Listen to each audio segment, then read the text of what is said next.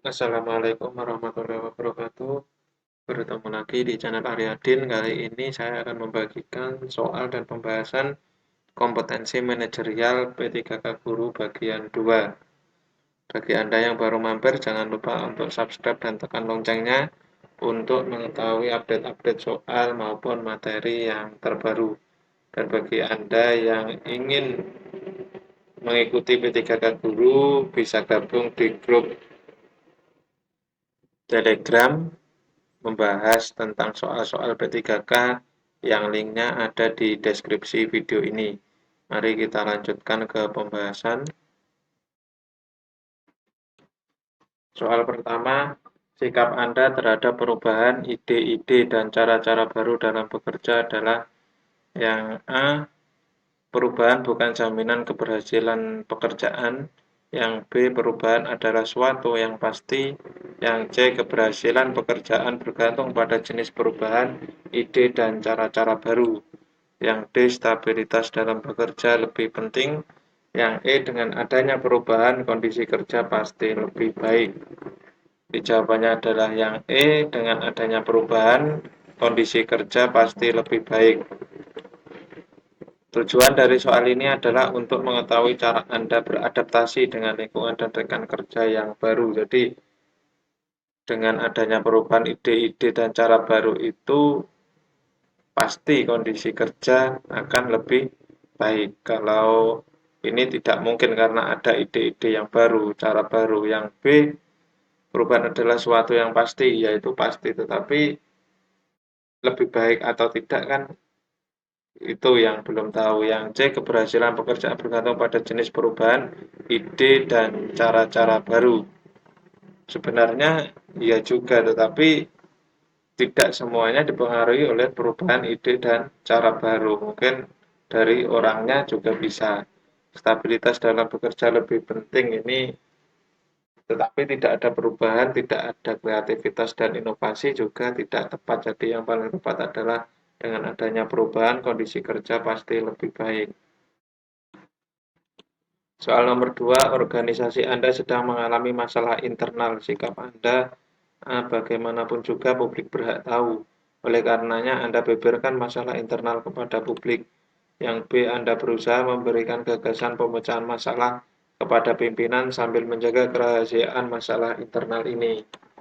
Yang C, biarlah pimpinan yang mengambil keputusan. Yang D, Anda tentu saja berusaha menjaga keamanan posisi Anda agar tidak terusik. Yang E, Anda berusaha agar diri Anda jangan sampai terkena imbasnya. Jawabannya adalah yang B, yaitu Anda berusaha memberikan gagasan pemecahan masalah kepada pimpinan sambil menjaga kerahasiaan masalah internal ini. Nah, jadi ini merupakan kreativitasnya atau kreativitas dan inovasi. Kalau ini di sini sudah ada masalah internal, berarti kan tidak boleh. Kita sudah di mungkin ada sumpahnya atau perjanjiannya. Kalau internal itu kita tidak boleh membeberkannya kepada publik. Berarti yang A kan bukan. Biarlah pimpinannya mengambil keputusan, itu kita tidak kreatif dan inovasinya kurang. Anda tentu saja berusaha menjaga keamanan posisi, berarti ini lebih ke egonya. Anda berusaha agar diri Anda jangan sampai terkena imbasnya, ini juga hampir sama dengan jawaban yang D. Jadi yang poin tertingginya ada di B, yaitu Anda berusaha memberikan gagasan pemecahan masalah kepada pimpinan sambil menjaga kerahasiaan masalah internal ini.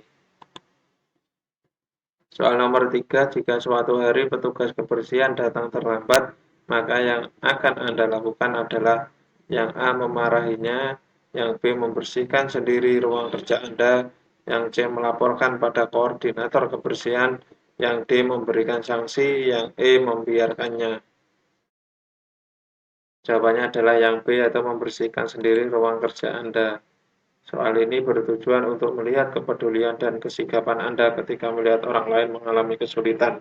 Kalau memarahinya ini kan kita tidak tahu terlambatnya karena apa. Melaporkan pada koordinator yang A, C, D, E ini kan kita tidak tahu keterlambatannya apa. Kalau kita memilih yang A, C, D, E ini kan kesannya kita semena-mena karena belum mengetahui duduk permasalahannya sudah memberi sanksi ataupun memarahinya. Jadi jawabannya adalah yang B. Soal nomor 4, sebagai seorang pemimpin, apakah perlu berkonsultasi? Yang A, hanya konsultasi kepada atasan atau yang berkaitan dengan kinerja. Yang B, berkonsultasi dengan orang tua atau orang lain yang lebih berpengalaman walau tidak terkait dengan pekerjaan juga diperlukan. Yang C, cukup konsultasi dengan atasan atau bawahan yang dipercaya. Yang D, pemimpin harus tahu apa yang harus dilakukan.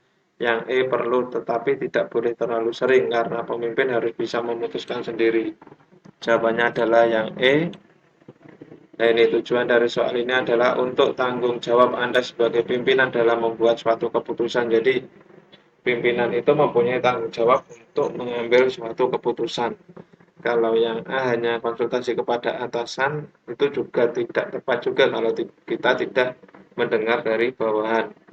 Berkonsultasi dengan orang tua atau orang lain itu sama saja nanti bisa membeberkan rahasia perusahaan atau rahasia tempat kerja. Kalau yang C, ini seakan-akan ada ketidakpercayaan dengan bawahan. Kalau yang D, pemimpin harus tahu apa yang harus dilakukan, ya itu betul. Tetapi kan namanya manusia juga ada salahnya. Jadi yang paling atau di tengah-tengah adalah yang perlu tetapi tidak boleh terlalu sering karena pemimpin harus bisa memutuskan sendiri.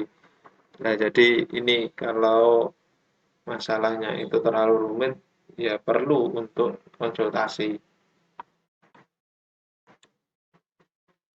Soal nomor 5, ketika membuat peraturan atau tugas di suatu kantor atau lingkungan yang didahulukan pemimpin adalah A, meminta masukan seluruh tim, yang B, memimpin memutuskan sendiri, yang C, tidak perlu ada aturan, yang D, tidak perlu ada peraturan tertulis, hanya cukup semua orang tahu, yang E, cukup mendelegasikan.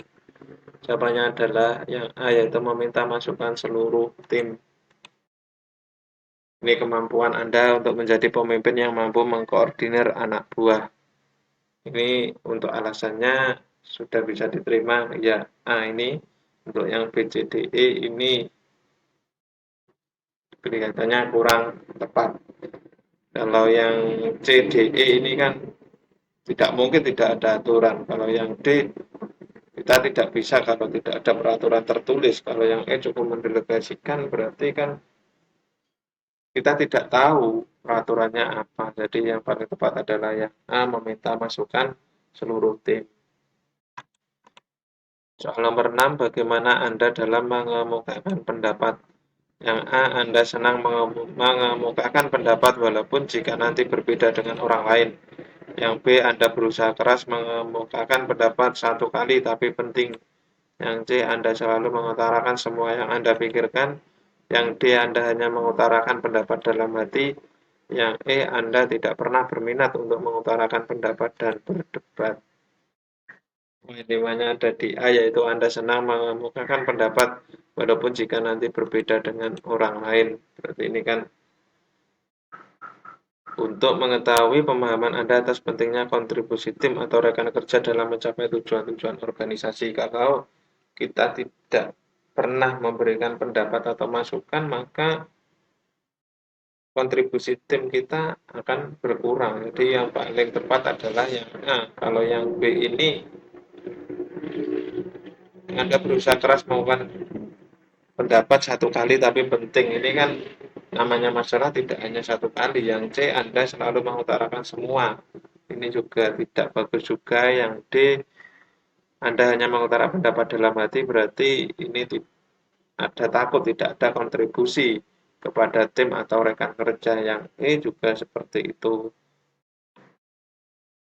Nomor 7, jika dalam suatu rapat rekan kantor memiliki pendapat yang berbeda, padahal Andalah yang menjadi pemimpin rapat, maka yang A, saya teguh mempertahankan pendapat saya, yang B, beda pendapat bukanlah masalah yang serius, yang C, saya pertimbangkan pendapat tersebut, yang D, saya lihat dulu siapa dia, yang E, menanyakan mengapa dia berani berbeda pendapat dengan pemimpin rapat. Jawabannya adalah yang C, saya pertimbangkan pendapat tersebut. Ini sudah jelas. Yang C, tujuan dari soal ini adalah untuk tanggung jawab Anda sebagai pimpinan dalam membuat suatu keputusan. Soal nomor 8, dalam suatu kelompok apa yang selalu Anda tampilkan tentang diri Anda? Yang A, Anda memiliki percaya diri yang tinggi dan berkelas. Yang B, Anda ingin menjadi pusat perhatian dan tampil menonjol. Yang C, Anda menjadi pihak tengah yang biasa saja. Yang D, Anda ingin menjadi pengamat dan pendengar yang baik. Yang E, Anda mengikuti alur yang telah ada. Jawabannya adalah yang A, Anda memiliki percaya diri yang tinggi dan berkelas. Nah, ini untuk mengetahui sebesar apa motivasi dan tekad Anda dalam mencapai tujuan. Nah, ini yang percaya diri yang tinggi itu penting. Kalau yang B ini berarti lebih ke cari muka, menjadi pusat perhatian. Yang C, pihak tengah berarti tidak mempunyai motivasi. Yang D, pengamat ini juga sama, mengikuti alur berarti juga pasrah.